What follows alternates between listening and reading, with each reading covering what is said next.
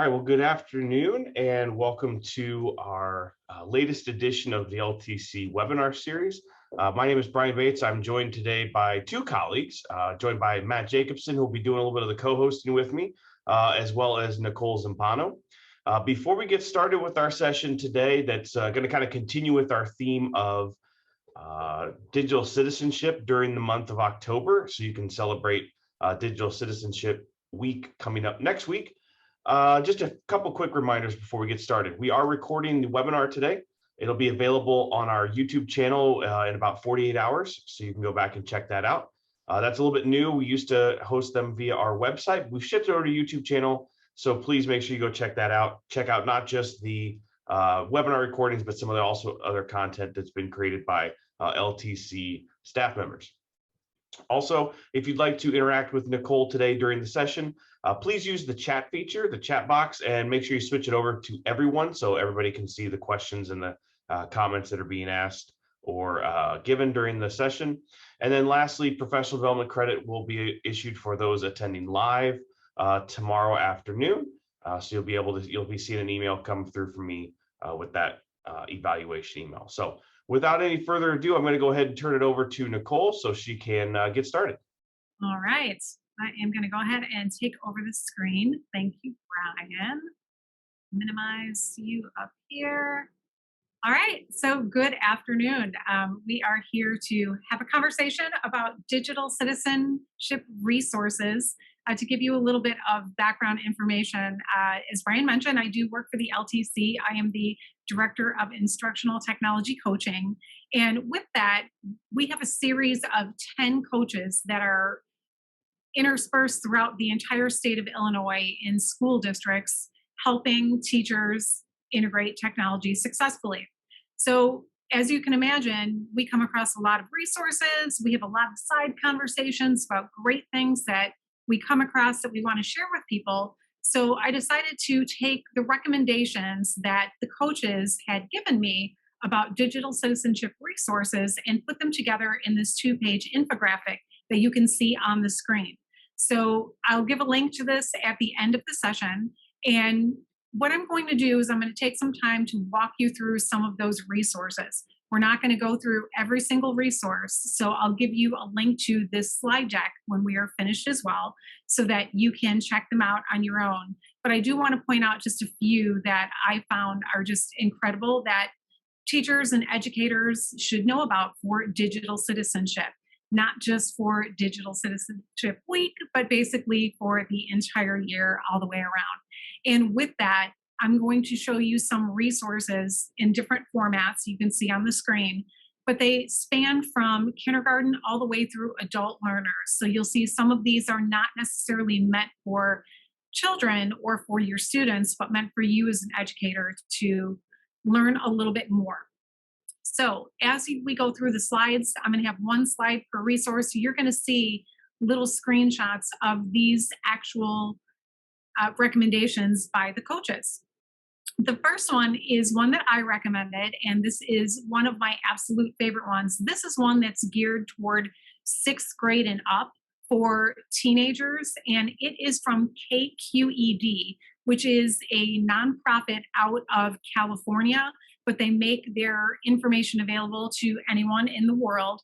They even have some youth media challenges that anyone in the US or beyond can participate in.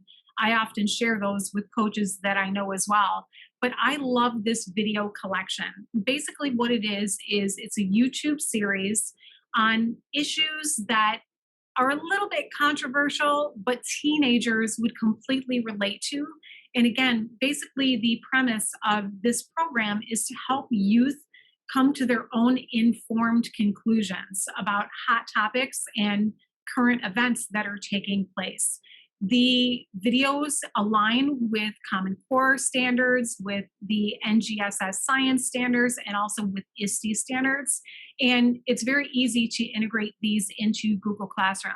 This is one that I do want to take you to show you what it looks like, because it is just a great resource to know about. They are hosted by the same narrator, Miles Best, who's fantastic, very relatable to the kids. And you can see some of the main topics that you might come across on this site, talking about thrifting, something that kids are well aware of. Back in election times, they talked about the election and the electoral college and so on. And you can see they're dealing with a little bit of social justice and racism themes as well. So taking a look, showing you what it would look like. For example, this one, when should a school's name get canceled? Because as you know, we're at a time in the US history where this is happening more and more. If I was to go to this resource, the first thing that would pop up is the actual YouTube video. So you can access the video directly from YouTube itself, or you can come to KQED's website and get to it here.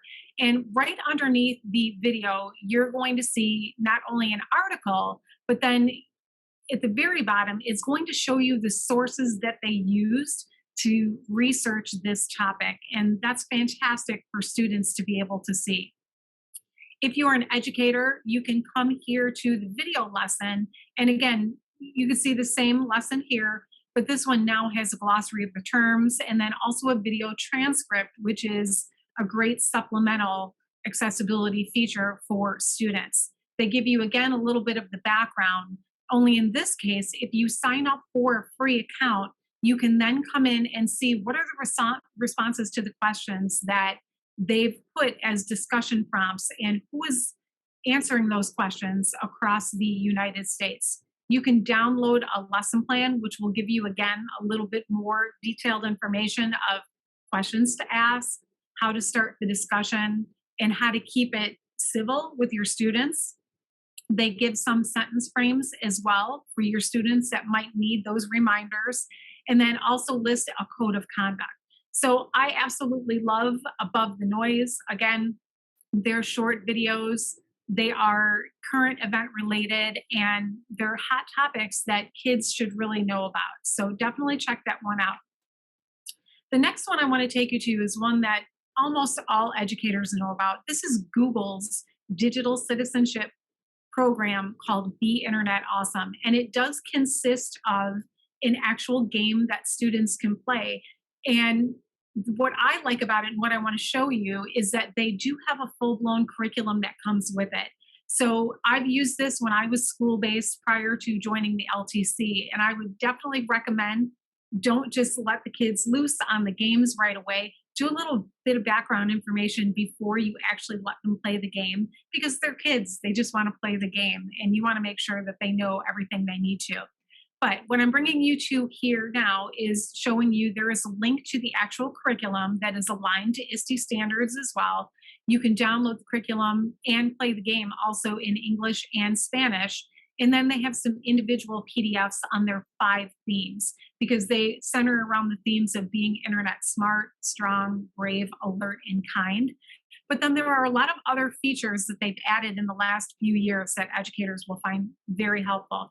The first one being a slide deck that integrates with Peer Deck. So for those of you unfamiliar with Peer Deck, it's essentially an interactive slideshow where as the teacher, you can gauge student responses in real time, or students can go through self-paced and you can collect analytics that way.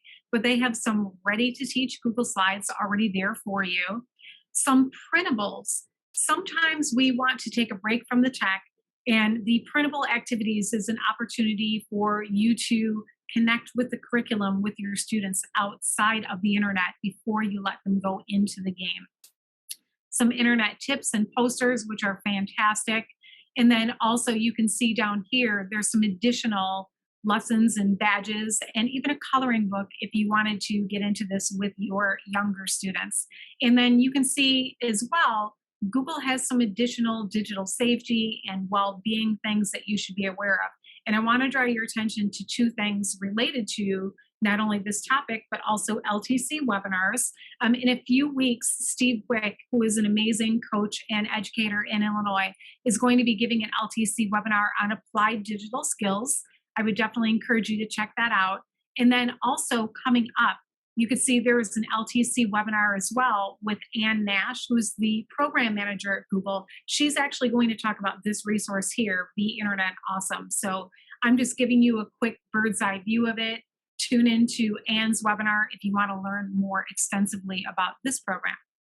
Next in line is the Center for Humane Technology. Now, this is not meant for students, even though technically you could introduce this at the high school level. This is more for educators to wrap their head around just some provocative and very important information that has to do with digital wellness and the humane use of technology. This site comes from Tristan Harris, who used to be a Google design ethicist. And basically, what happened was in 2013, he gave a manifesto of sorts, a presentation to Google and all of his colleagues within Google, actually begging them to use technology in a more humane way to cut down on the technological distractions that, again, the big tech companies are building in to keep you on their products. So, as you can imagine, it was viral and it was very controversial at the time. And the Center for Humane Technology came out of that movement. Tristan runs this with a few other people that are very concerned with this as well. They have a podcast that's titled Your Undivided Attention. It is a little tech heavy, so just be aware of that going in. And this organization is also the creator of The Social Dilemma, which many of you may be familiar with from Netflix. So you can definitely check that information out. Their website does have a youth toolkit that you can absolutely use, not only with students, again, more toward the high school level, but also with parents and educators. So be aware of that. I would be remiss if I didn't tell you, just from my media literacy brain, that it's important to remember that this is absolutely 100% needed in society. We need to rein this in, but this is one media maker's point of view. So just be aware of that going into it, that it is very focused on holding on to tech and making sure that that we're using it for good purposes only. But again, this is one that was recommended by one of our coaches for you as the adults that are with kids. Common Sense Media, this is one that really everybody knows about. It is the gold standard, and it is an award-winning curriculum for digital citizenship. You're going to see that a few of the other resources that have been recommended throughout this presentation are actually linked to Common Sense Media. So again, I can't say enough about how wonderful it is. I'm not going to take you into it just because so many people are already familiar with this resource. But if you are not, just be aware that they do have an entire curriculum with lesson plans that span K through 12th grades as well. And again, these are available to you in both English and Spanish.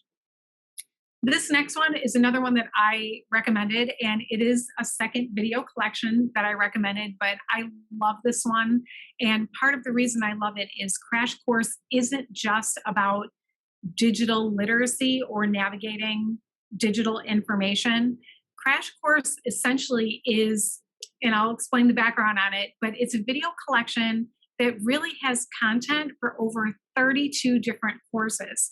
It originally started out as courses for college-age students, but when I show you some of the information, you're going to see they're really, really friendly videos that can be used, I would say, all the way down to 7th grade to adult.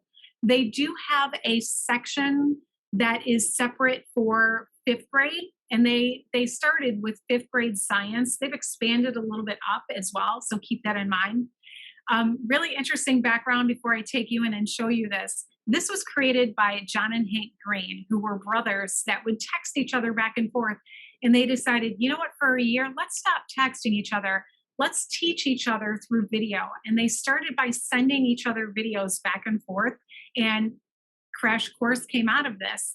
And you can see the popularity of it. It's had over 1.5 billion views since 2006, and currently it has almost 13 million subscribers.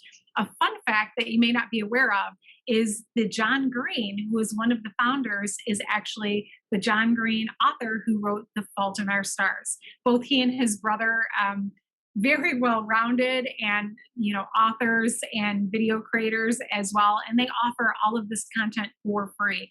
I link to a bio and some of the other projects they have, but I do want to take you in and show you just real briefly the actual video collection that they have. And you can see from here, I'm just going to go through it very quickly. They do all sorts of video play sets from Black history to zoology, geography. There's a ton of chemistry. And again, so you can see how some of this would be geared toward older students, US government, psychology, physics, and so on. But I'll take you down here, even math, believe it or not, to this navigating digital information. I do want to just point this one out to you. Let me turn it off there. This essentially is a playlist. You can see there are going to be 10 different videos that help with navigating digital information, including false fake news. Get ready, because 8 to 8. There we go. Everything that has to do with just navigating online information. So those are super fun. So definitely check out Crash Course. It's a winner not only for digital citizenship, but everything in the like as well. Also, as a quick FYI, I haven't opened up the chat, so I see there's a couple of chat notes in there. Hopefully all good. If there's any sort of problems, Matt or Brian, you can let me know. If not, I will check those out at the end. So moving on, digital passport. This is one of those examples that I mentioned earlier that Common Sense Media has their hand in. This is a digital game set of 6 different games that they put together that target grades 3 through 5. Again, with other Common Sense Media programs, this is available both in English and in Spanish. And they have different game segments that are interactive, and you can see from the screen, that deal with password protection, security, privacy, multitasking, which is very interesting as well. And they have a fantastic educator guide that I'll just show you very quickly that is very extensive and will give you a great outline. You can see it's 19 pages long of everything that is included in the curriculum. They will also point you back to other Common Sense Media digital citizenship lessons and what grade bands that those would go with. So this is definitely something that educators can check out. And then you can see for each individual game, come into here, take a look at the lesson plans before you actually do this with students. Moving on to the next, EdPuzzle. EdPuzzle is one of those programs a lot of educators are aware of that they use with their students, but not everyone is aware that they actually offer some student certifications. In this case, they have a few. They've got digital citizenship certifications. That's why it's included here. But they also have ones on equal rights, finance, which is great, emotional intelligence, study habits, and so on. This is one that was recommended, again, by another one of our coaches that's up here in the Chicagoland area for high school students. So I'd encourage you to check that one out. Factitious. This is a game, and we know we all love games. Kids love games as well. This one is a game that is very just minimum interface. And one thing I do want to caution you about is there is a lot of reading, and I'll take you into this to show you that. So be aware of that if you're going to use this with student, the amount of reading that is tagged in here. With Factitious, I would not recommend you just letting kids loose saying, hey, is this fake news or is this something that's true? I would front load their knowledge with a lot of information about how to spot fake news and how to read information online prior to doing this. Now, each game consists of 3 rounds, and the 3 rounds have 5 articles each. And I'll take you in, and basically you're going to see it's going to just tell you, hey, is this fake news? Yes or no. And there are 2 games you can play. One is from 2018, and this one from 2020 has to do with the pandemic. So again, they tell you swipe left, swipe right, or just click the check, yes, this is fake news, this is not. They give you an article that pops up. And again, as I mentioned before, you can see from this article, it is a little heavy on the reading, so you'd have to make sure that you use it with students that can do that. They can also view the source of the information. You can see right there, this is nydailynews.com. And then students would just simply select, yes, this is a true story, or no, this is fake news. You can say, oops, a little bit of fancy music there. This is correct. And they go on to give you just a couple more details in terms of the source. And you can see from this one, they say it's got a lower standard for accuracy, but this particular case is true. Here's one more. I'm just going to go ahead and click on the source, and I see InfoWars, and I'm just going to go ahead and say, oh, this is true, just to show you it's not true. And they will again give you a little bit of information about what makes this not true. So that is all there is to Factitious. So I can see, again, depending on the grade level, you could technically have the kids go through, do this game ahead of time, and then talk about fake news, or you could do it, as I recommended earlier, have them learn about fake news first, and then go do this for an extension activity. Next up, this is an actual lesson set. This is a Google slide deck that came from one of our coaches, Stacy Teft, who's a coach down in Southern Illinois. She created this presentation for students in 3rd through 8th grade. It's a pair deck presentation. So remember with NearPod, I explained how the slides have some interactivity. Pear Deck is the same thing. It's a different company that offers that same interactivity and functionality. But essentially what you have here is a lesson about digital tattoos and digital footprints, the difference between the two, and some safety practices. So this is Stacy's actual Google slide deck. If you are interested, check it out. Next on the list is Ignition. And Ignition is brought to you by the company EverFi. They've done some webinars for us at the LTC. I used this a lot when I was school-based. I really like their curriculum and I really like their programs. This particular one on digital literacy has, again, 6 short lessons. Each lesson is roughly around 25 to 30 minutes long. This particular one is geared to 6th grade to 9th grade students. So this is more for your, older students as well. And you can see down here, they'll just give you just a quick overview of the information that is going to be contained in the lessons. You do have to have a school account in order to access it, but it's free. So there's no ads or anything you need to concern yourself with. So I would definitely check that out. Again, you can see here, it aligns to the ISTE standards. And if you wanted to learn a little bit more, they've got just some one-page PDFs that you can check out. But down here, you can see they'll give you a little bit of insight into the 6 lessons. This one starts off with connections and community, and then goes into safety and privacy, again, talking about digital footprints, screen time, which is also a very hot topic, and then so on. So I'd encourage you to check out EverFi, sign up for the free account as well. One thing I absolutely love, not related to digital citizenship per se, they have an absolutely amazing financial literacy program.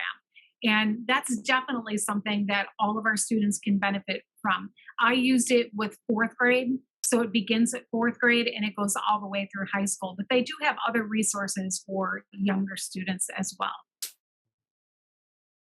All right, InCTRL, moving into this one. This one, just as an FYI for you, they do have some good resources that are available.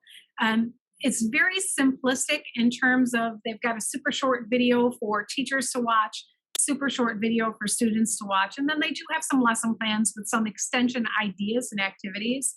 Just keep in mind that this is a resource that was created back in 2013, which realistically is a little bit old when it comes to digital citizenship or internet content in general. That being said, the information is absolutely still valid. They do have topics on privacy, media literacy, and cyberbullying. So it is a resource that was recommended by one of the coaches that I definitely wanted to make sure you're aware of. I just want you to know that going in, that by internet standards, it's a little bit dated. Next, our neighbors from the north in Canada, they have a Center for Digital and Media Literacy called Media Smarts. This is a resource collection. So they offer a ton of different activities and ideas. They have games for students. They talk about topics such as video games, movies, television, and so on. What I like about that in particular is it is very balanced. when you take a look and you look at the video game section, for example, you're going to say, here's some really positive things that you can learn through video games. Here are some things you might be concerned about when using video games. So for me personally, I like when things are very balanced like that. Another thing that I want to show you that I really like about this particular site is they do some research, again, with students throughout Canada. And to show you an example of one that one might look like, one that I love is on algorithms. Because again, with digital citizenship, it's not necessarily just teaching the kids right or wrong, don't talk to strangers online, but it's also making sure that they are educated and aware. And again, when they understand algorithms and how they work, they can make a more informed decision in terms of if they want to face those algorithms or they don't want to. So, to show you an example of what this might look like here, you can view their entire research report for free right here online. They give you some information as well. They wrote a blog about it. They'll take you right to the key findings if you don't want to read through the whole report. But you can see they've got some quotes in here from students that they've interviewed as well. So again, this is just one teeny tiny segment of what Media Smarts has to offer. And it, again, coming here under digital and media literacy, you can see there's games that students can play. I've used this site as young as third grade as well. But again, remember I mentioned the video games. If I click on this resource, I can see right here, there's information about the positives and about the negatives as well. There are some resources for parents if this is something that you wanted to bring the parents into, and also for teachers. So I would definitely encourage you to check out this website. It's a great one. Moving on, NearPod, very similar to Pear Deck. This is one where there are interactive lessons that in this case are editable as well. This particular site, and all of them they act pretty much the same. They have free content and then they have locked content. So there are some free features that you might want to explore on digital citizenship. This was recommended by one of our coaches up here in the Chicagoland area. And you can see the content that they're pulling from is Common Sense Media. So we come back to that resource again. Next is PBS Learning Media. And again, I mentioned, I'm not sure if I mentioned it, Above the Noise, that organization, KQED in California, they not only pair up with NPR, but they also pair up with PBS. So you're going to see a lot of cross content on both of these platforms. This particular video is one video in a series called Things Explained. It's pretty simple. It's just a short video. You can see it's less than 5 minutes long. And then they give you 3 discussion questions to back up this video with. But I do want to point out to you, when you search for digital citizenship, there are plenty of other resources that they make available. It will take a little bit of sifting to go through because not all of these are related to digital citizenship. You can see if they use the keyword citizenship that they do pop up some other things as well. But these are vetted resources that have been researched, and you can see that you can divide them up through different areas here, including engineering and technology, and then also by grade bands. So a lot of great things to check out there. Responsibility of the Ripple, going back to Stacy, who, as I mentioned earlier, is one of our coaches in Southern Illinois. She created that resource on digital tattoos and footprints. She also created one on responsibility of the Ripple, this one for 3rd through 8th grade students. And this one, again, slide deck. It is interactive as a pear deck. But then this one is adapted from a Common Sense Media lesson on rings of responsibility. So that is a link right to her slide deck if it is something you're interested in exploring. We've got Book Creator. We're getting toward the end. So Book Creator is an online program where you can not only create books, but with the free account, you can actually create a library of books that have already been created. You can have up to 40 free books in your library. So one of our coaches, Elizabeth, up in the northern part of the state, has recommended 3 that she's used with K4 students. And just to give you a little bit of an idea of what the interface looks like, one thing I love about this particular resource is I believe there's 27 different languages that you can have the book read to students in. And you can see these have to do with digital citizenship. You would bring the kids in through here. You can actually do some interactive lessons here by talking about different things you do online. They've got some videos embedded. They've got a little bit of information to build into this as well. And you can also have the book read to you. So if you have little learners that aren't super strong on their reading, this is something that you can pull into a center or a lesson and give it to them for an extension activity or, again, a center or a lesson. And then the last big one here is just some books, some good old-fashioned hardcover books that have to do with technology. And I not only link to the books for you here, these were recommended by some different coaches, but also to some YouTube read-alouds that, again, can be used for those students that actually want to go through the book or might not understand all the words and you want them to be able to check out the audio version of it. And then this one is one that I put together when we talked about digital citizenship, and how this basically came to life is we talked about how throughout the entire state, teachers are at different levels and at different mindsets in terms of what they can do right now with digital citizenship. So what I ended up doing is I went through all of the resources that I know of that I've used personally or that I would recommend to others, and I put them into 8 different categories. You can see ranging from just communicating online to digital law or opportunities for coaches as well. And basically, there are over 50 different suggestions here of different activities and links and things that teachers could do with students. And then what I did is I put a couple links to just free bingo templates in the event that people want to create their own bingo challenge for Digital Citizenship Week or anytime if they want to, and they can construct and pull from these as well. So hopefully that's something that you would find useful. And then I have 2 bonus links for you because it was super hard to stop when there are so many amazing resources out there. So I limited myself just to 2. This first one comes from Kristen Matson, who gave a webinar for the LTC just last week on using images to hold digital citizenship discussions. It was amazing. And then also Leanne Lindsay, they call themselves the DigCit Docs because they are both doctors of education, and they created an amazing curricular framework. Now, the framework for digital citizenship covers these 4 topics that you can see: safety, misinformation, well-being, and responsibility. It's not going to give you links to lessons, so it's not like Common Sense Media in that respect. But what it will do is it will give you some guiding questions, and it will give you some skill sets in terms of students should be able to, if they're going to demonstrate understanding of these principles. So highly encourage you to check that out. They did an amazing job on it.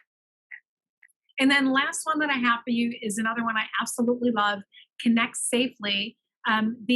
The founder of ConnectSafely is Larry Magid. He used to be a CBS journalist and a reporter. And what I truly, truly love about this site and Larry Magid in general is he is very balanced. He is very, it's this and it's this. He's not one-sided in his views of technology. And I personally love that. They have a couple podcasts, and one that I draw your attention to is a podcast by students, by teenagers that actually talk about life as a teenager and their interaction with digital media. So I would highly encourage you to check that out or pass that on to students you think would be interested in learning that. And then they have some amazing quick guides for parents, for educators, even for grandparents on some of our heavy hitters like TikTok and Instagram, Snapchat, just bird's eye view to give parents and teachers an understanding what they might need to know about these platforms. So, wrapping it up, getting started, just some quick suggestions for you if you think, oh my goodness, that was a lot of content. What do I now do? Some examples. Pick one. There are 20 different resources here. Pick one and just introduce it to your students and then go from there. Do, as I mentioned earlier, create a bingo challenge around digital citizenship from any of these websites to that list that I included at the end as well. This bingo challenge could be something that you just give to students in a station or a center, whether they are face-to-face with you or they are remote, or something that could even be extra credit, and allow them to explore different lessons or different activities in a way that they might enjoy. Block off one class period a week, or if you're thinking I have too much to cover, even start with one class period a month. Pick a topic on digital citizenship and explore it with your students. Have students actually research some digital citizenship topics and have them teach it to their classmates as well. Giving them a little bit of student agency helps them, especially when it comes to communicating digitally. Construct a bulletin board, and this bulletin board could be something that has digital safety tips. It could be things for them to explore. It could be questions for them to consider or challenges for them to complete around the center theme of digital literacy. Have students keep a journal where they talk about different topics or their interaction with media. That's a great one, especially for older students, even for them just to become aware with how they're using digital resources. And if you have older kids, again, build that student agency. Have them create some digital citizenship presentations and present them to the littles. Maybe they can present them to kindergarten or second graders or fourth graders. Give them some responsibility there as well. And lastly, for yourself as an educator, if you're not willing, I shouldn't say that, if you're not ready to bring some of this content to students, you've got a lot on your plate so far, just educate yourself. Go through some of these resources so when the time is right, you are aware of what is available out there and available to you for free. You saw a number of amazing resources today, and this is just the tip of the iceberg for what is available out there. So with that, we are done. I am going to stop sharing my screen. I will take this link and I will go ahead and pop it into the chat so that you have access to it and you can check it out. And if anyone at any point has any questions you want to ask, please make sure that you are pulling down that little blue menu bar that says, ask everyone, not just panelists. And if you have no questions, not a problem at all. Thank you for joining me for a conversation on digital citizenship. And I hope that you found at least one thing that you can use. Thanks, Nicole. Yeah, as Nicole mentioned, go ahead and feel free to use chat to answer any, or to ask any questions, I should say. You also have the ability to unmute yourself and ask a question if you'd like to do that as well. So we'll go ahead and do a quick pause here to see if we have any questions come in.